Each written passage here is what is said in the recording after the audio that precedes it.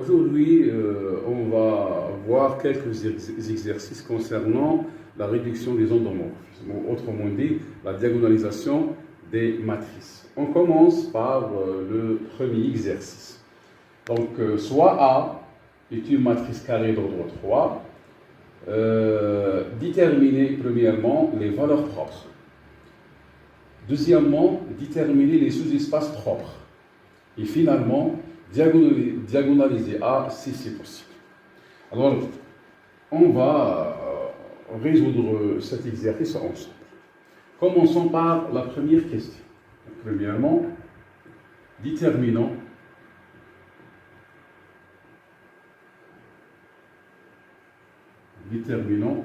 les valeurs propres. Donc, on a le polynôme caractéristique PA, on utilise le polynôme caractéristique. PA, c'est quoi? C'est le déterminant de A moins lambda et 3, puisque A est d'ordre 3, qui est égal C3 moins lambda, 0, 0, 4, 1 moins lambda, 2, 1, 0 et 3 moins lambda. Donc on choisit la première ligne puisque nous avons 2 zéros. Donc c'est 3 moins lambda fois 1 moins lambda fois 3 moins lambda. Ça veut dire c'est 1 moins lambda fois 3 moins lambda à la puissance 2. Ça, c'est le polynôme caractéristique. Et nous pouvons déduire d'où les valeurs propres de A sont les racines du polynôme caractéristique PA lambda. D'où les valeurs propres de A sont. Point. Donc, C1, valeur propre simple, entre parenthèses, la multiplicité de 1 égale à 1, 2 ou 3, pardon, c'est une valeur propre double, car l'ordre de multiplicité de 3 égale à 2. Ça, c'est la première question. Deuxièmement, on va déterminer les sous-espaces propres associés à chaque valeur propre. Donc, deuxièmement, déterminons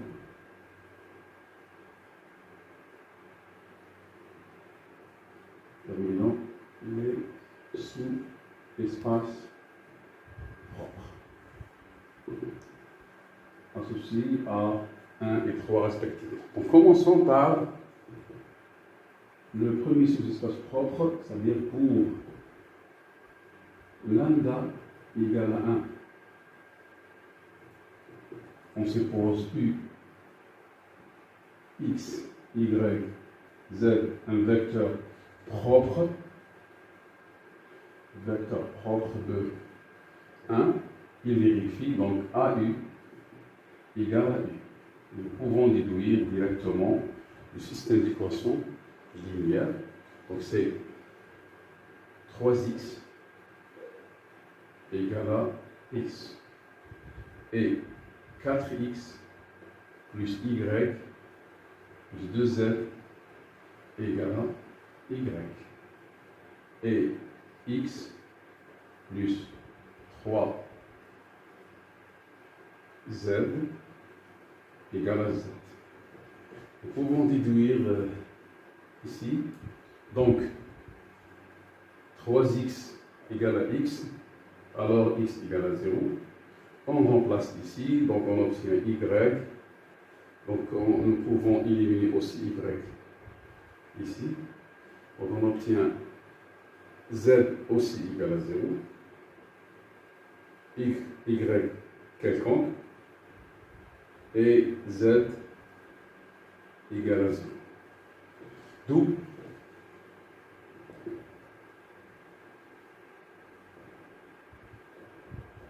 E1, c'est quoi? C'est les vecteurs U, X, c'est pas X, 0, Y est 0, fait que Y appartient à R. Donc, CU égale à Y, 0, 1, 0, fait que Y appartient. C'est-à-dire, le sous-espace propre E1, c'est le sous-espace engendré par le vecteur 1, 0, 1, 0. Nous pouvons déduire la dimension de C1. Ça, c'est concernant la première valeur propre. Et nous pouvons continuer la réponse. On détermine maintenant le deuxième sous-espace propre associé à la valeur propre 3.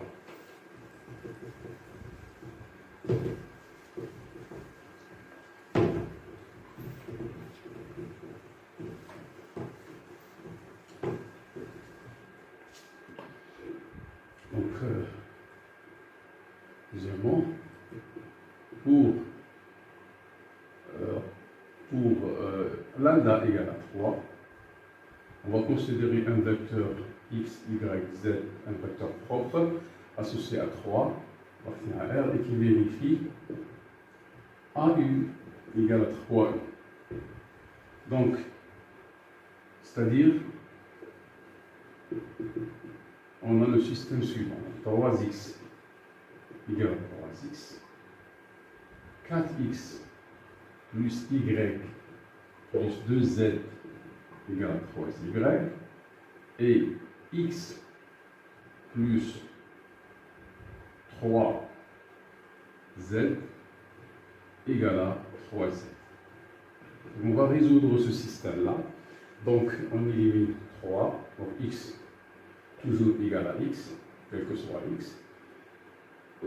Ici, nous pouvons trouver donc 3x égale à 3x. Nous pouvons éliminer le 3 avec le 3z avec le 3z. Donc, on obtient x égale à 0. Et on remplace ici. Lorsqu'on remplace ici par 0, on obtient y, ou directement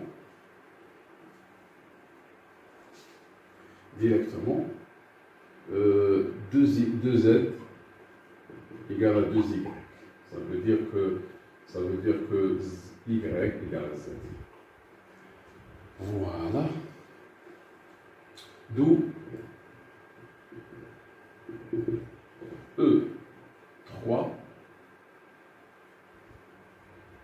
E3 égale, donc c'est le U, x c'est 0, y, et à la place de z c'est y. Fait que y appartient à R.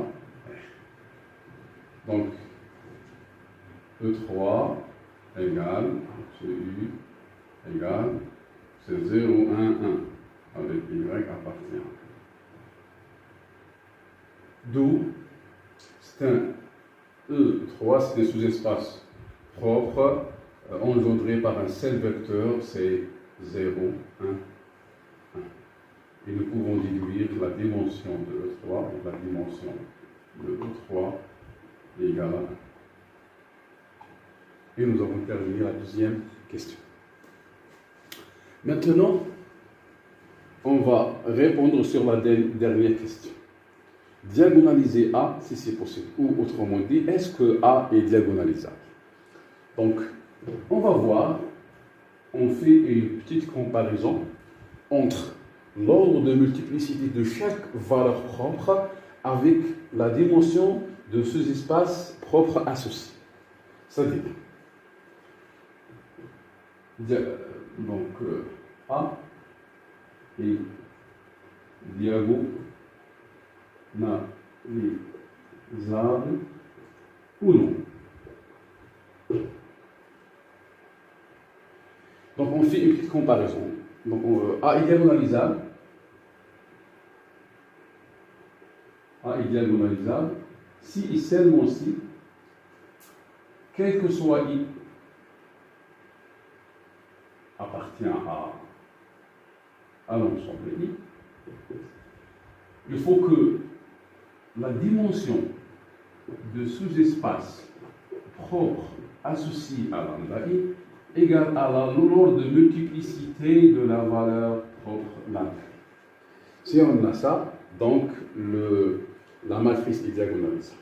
Mais on a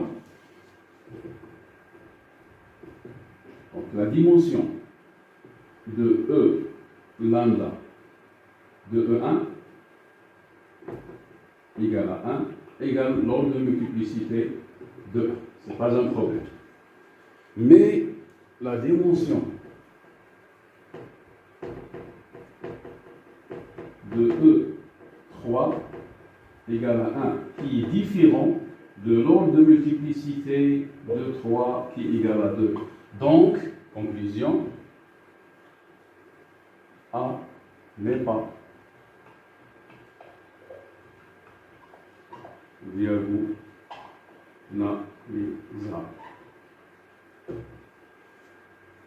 Et nous avons terminé le premier exercice. Merci.